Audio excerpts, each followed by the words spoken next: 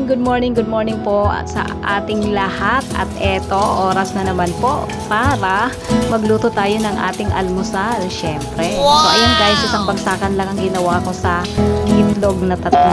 So, diba, ang bilis kong nakaluto, sabay-sabay pa at nakatipid pa ako ng gasol. Wow! So, ngayon naman guys, luluto natin ang ating tuyo. Ay, nako, sobrang ginto ang tuyo. Pambihirang tuyo na to. Ang mahal ng tuyo guys. So, ayan. Habang tayo ay nagluluto, silip muna tayo sa labas.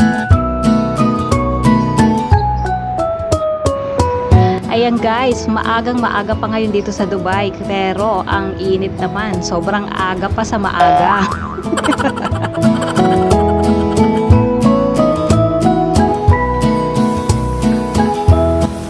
Ngayon guys, yung pinaglutuhan natin ng tuyo, doon tayo magsasangag. O, sino ba yung nakaka-relate dyan? Di ba masarap pagka yung pinaglutuan ng tuyo, yun din ang gagamitin mong pangsangag, di ba?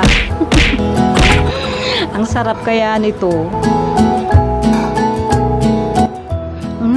Sarap ng kape ngayon, lalo na may tuyo. Nako, mapapalaban na naman tayo nito. Wow! Tara guys, paano ba yan? Kain na tayo.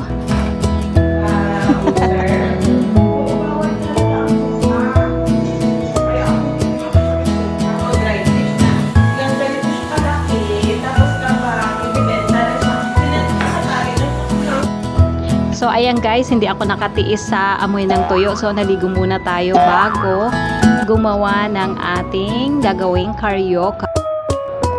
So ayan guys, maglalagay tayo ng 4 cups of glutinous rice at 1 cup milk powder.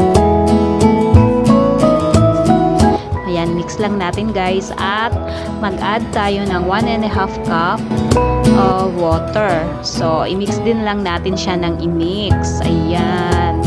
Unti-unti guys lang natin na ilalagay ang tubig. Kapag kulang pa, pwede naman mag-add ng tubig. So, ayan. I-mix lang natin siya, guys. Wow!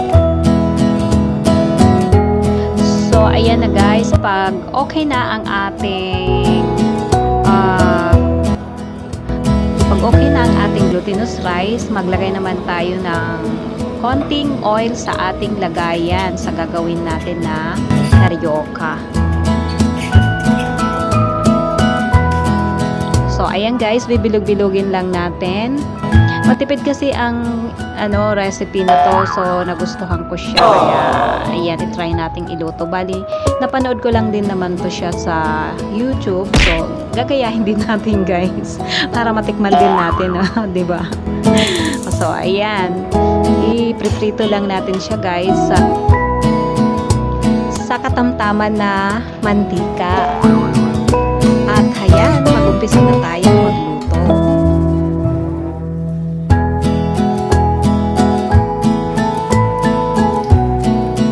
Dahan-dahan lang guys yung apoy, wag masyadong malakas para hindi siya masunog. So ayan, pag golden brown na, balik ta rin naman natin.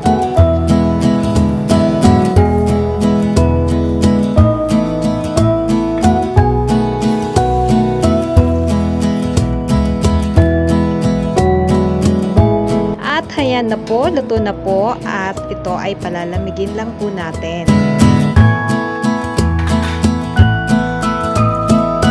At ngayon naman gagawa tayo ng pang-coating niya guys. So, naglagay ako ng 1 cup hot water at 1 cup na coconut powder guys. Ilagay lang natin siya sa pan at i-add natin ang 1 cup sugar. So, dahan-dahan din lang po ang apoy para hindi masunog. Once na kumulo na siya, ilagay natin ang ating prinitong glutinous rice. So, ayan. Antayin lang po natin siya hanggang lumapot.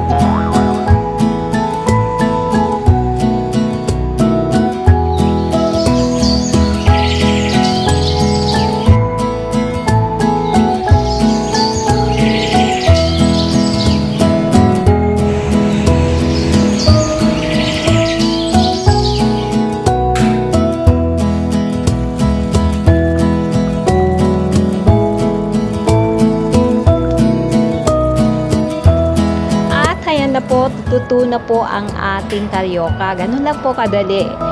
So, ayan. Pwede na tayong magmerienda. Wow!